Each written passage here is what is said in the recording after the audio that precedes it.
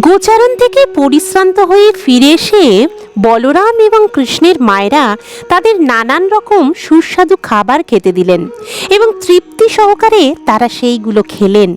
খাওয়ার পর তারা সুন্দর শয্যায় বসলেন এবং তাদের মায়েরা তাদের বিভিন্ন কার্যকলাপ নিয়ে গান করতে লাগলেন।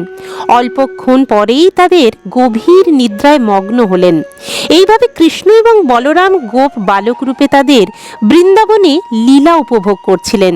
কখনো কখনো কৃষ্ণ বলরাম সহ তার সখাদের সঙ্গে, আবার কখনো বা একলাই তিনি যমুনার তীরে গাভীদের চড়াতে যেতেন।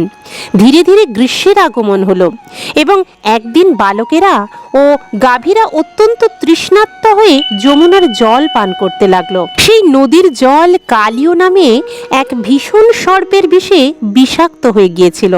সে জল পান করার ফলে গোপ বালক এবং গাভীরা তৎক্ষণাৎ ভূমিতে পড়ে প্রাণ ত্যাগ করলো, কেননা সেই জল খুবই বিষাক্ত ছিল। সমস্ত জীবনের জীবন শ্রীকৃষ্ণ তখন তাদের ওপর তার কৃপা দৃষ্টি নিক্ষেপ করলেন এবং সমস্ত বালক ও গাভীরা তখন পুনরুজ্জীবিত হলো এবং মহাবিস্ময়ে পরস্পরের মুখে চাওয়াচাওয়ি করতে লাগলো। তারা বুঝতে পারছিল যে যমুনার জল পান করার ফলেই তাদের মৃত্যু হয়েছিল এবং কৃষ্ণের কৃপা দৃষ্টি তাদের পুনরুজ্জীবিত করেছে। এইভাবে তারা যোগেশ্বর শ্রীকৃষ্ণের যোগ শক্তির মর্ম উপলব্ধি করল। ইতি লীলা পুরুষোত্তম শ্রীকৃষ্ণ গ্রন্থের ধেনুকাসুর বধ নামক 15 অধ্যায়ের ভক্তি বেদান্ত তাৎপর্য সমাপ্ত হলো।